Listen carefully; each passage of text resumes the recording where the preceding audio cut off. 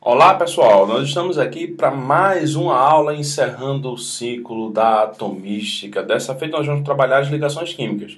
É um assunto que cai muito em química, você não tem como fugir de um vestibular com questões envolvendo ligações. Em ligações químicas você pode observar que existem basicamente três ligações. As ligações iônicas, as ligações covalentes e as ligações metálicas. E tudo isso fica baseado na teoria do octeto.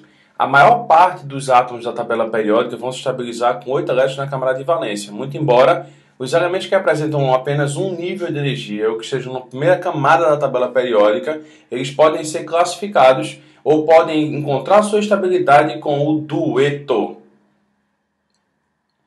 Como nós acabamos de falar, esses três tipos de ligações, iônicas, covalentes ou metálicas. Seguindo nossa história. Primeiro caso de ligação, a ligação iônica ou eletrovalente. O que é uma ligação iônica? Como seria essa ligação? É uma ligação que ocorre entre positivo e negativo. O positivo atrai o negativo por força eletrostática, por uma questão física. E aí esses íons se aproximam e formam uma ligação que é extremamente forte.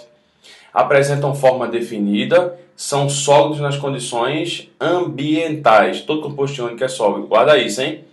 Possuem alto ponto de fusão e de ebulição, é difícil derreter e difícil evaporar esses compostos. Conduzem corrente elétrica apenas quando estão derretidos ou em solução aquosa. Se eles estiverem sólidos, não há condução de corrente elétrica. Atenção, meus amigos, o hidrogênio pode formar ligação de hidrogênio quando no hidreto metálico, pode formar ligações iônicas, desculpe. O hidrogênio ele pode formar ligação iônica, pode formar ligação covalente e forma forças intermoleculares que são importantíssimas para o estudo da química, que é o próximo vídeo aula nosso, que você pode acessar aí sem muito mistério, que é a ligação química 2, onde tem forças intermoleculares. O hidrogênio faz todo tipo de ligação. Ele só tem um elétron, então ele pode perder o elétron, ele pode ganhar o elétron, ele pode compartilhar o elétron e de qualquer maneira ele vai encontrar a sua estabilidade. Se você observar uma ligação iônica, aí está representada a maior característica de um composto iônico. Qualquer mulher vai saber bem disso. Brincadeira, porque esse é o sal de cozinha.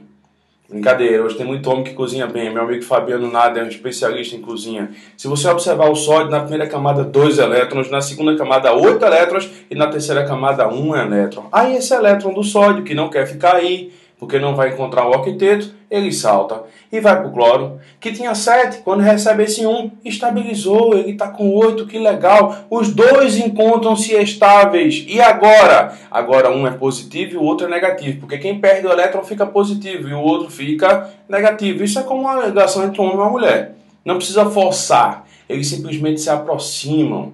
Eu costumo dizer em sala de aula, e todo mundo deve lembrar disso, que eu não acredito em amizade entre homem e mulher.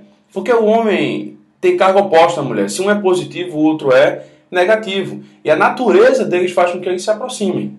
E essa proximidade exagerada, através de uma força de atração coulombiana, obedecendo a lei de Coulomb, vai fazer com que você forme a ligação iônica. Eles vão se aproximar. Não tem para onde correr. Ligação iônica, ocorre transferência de elétrons. Alguém perde, alguém ganha. Alguém fica positivo e alguém fica negativo. Aí o positivo olha para o negativo, dá uma piscadinha de olho, chega aqui e aí ele vai se aproximando, se aproximando, se aproximando. Se aproximou demais, formou a ligação. Você agora não está mais sozinho. Você tem lá o teu íon oposto que está formando com você um composto iônico. Essa é a ligação iônica.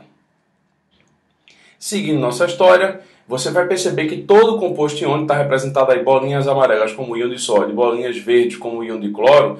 Ele é tridimensional, porque não fica um só não, ficam vários. Porque o positivo atrai vários negativos, os negativos atraem vários positivos, vão formar um sólido, como a gente viu, e é um sólido cristalino, é um cristal. Essa imagem lindinha que você está vendo aí girar na tua frente. Aí tem uma fórmula, uma representação, só para que você lembre. Se o cara te pedir fórmula de Lewis, você tem que desenhar os elétrons de valência. Professor, e o que são elétrons de valência? São os elétrons que se encontram na última camada.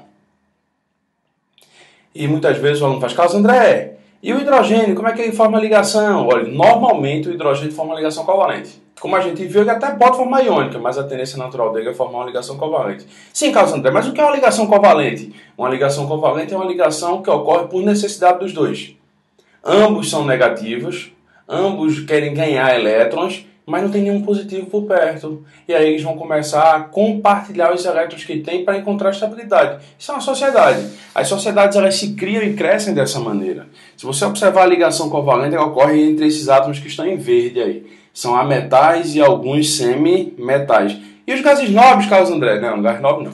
Gás nobre não forma ligação, porque ele já encontra-se estável. Não há necessidade de encontrar essa estabilidade. Está aí a fórmula estrutural, que desenha só a ligação, é muito característico na química orgânica. Está aí a fórmula de Lewis, onde aparecem os elétrons, obrigatoriamente todos os elétrons de valência, e a fórmula molecular, como a molécula se apresenta na natureza. Seguindo a nossa história, ainda falando de ligação covalente, essa é uma representação de orbitais.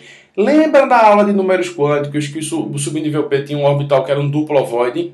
Pronto! Isso que está em rosa aí no meio é uma ligação do tipo sigma, é uma ligação forte.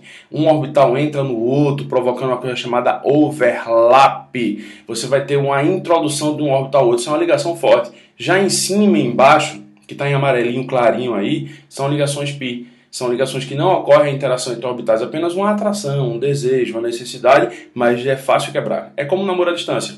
Imagina que tu tá no Rio Grande do Sul e tua namorada tá na Espanha. A probabilidade desse namoro dar certo é muito baixa. Eu espero que o seu dê certo. Mas é pouco provável, porque a distância entre os orbitais facilita a quebra da ligação. Você tem que estar perto, tem que estar juntinho, tem que ter o toque, tem que ter contato para que a gente possa seguir a vida. Característica dos compostos covalentes. Lê comigo, vamos ler juntos. Podem ser encontrados nos 3 estados físicos. Composto iônico, não sei se você lembra, apenas no estado sólido. Covalente pode ser sólido, líquido ou gasoso.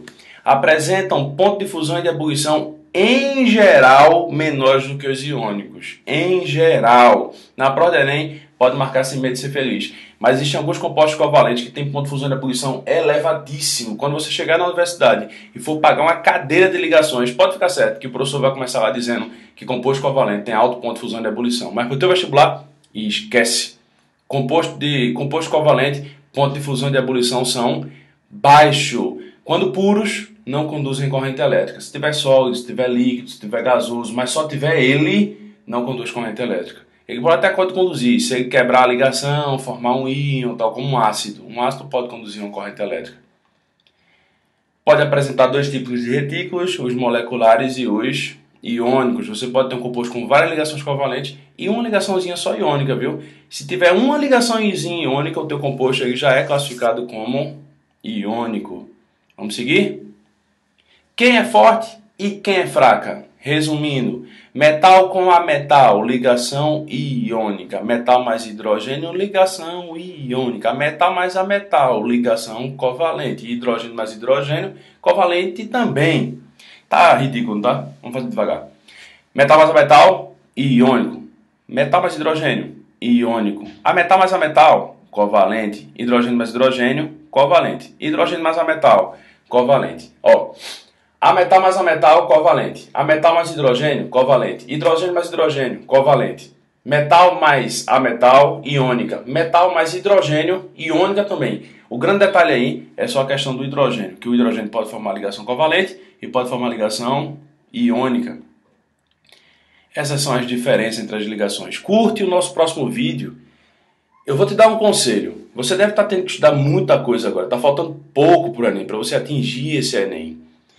Assiste um vídeo desse por aula, vai guardando com carinho, você tem aí 8, 10, 15 videozinhos desse, você vai assistindo um por dia, se tiver muito próximo assiste 2, você vai perder uns 10, 12 minutinhos, depois vai lá, pega a tua apostila, ou entra no nosso site, conversa com os monitores, conversa comigo, Carlos André, para que a gente possa te ajudar. Muito obrigado por mais esse acesso, muito obrigado pela sua visita, compartilhe com seus amigos, nos divulgue, nós agradecemos, um grande abraço.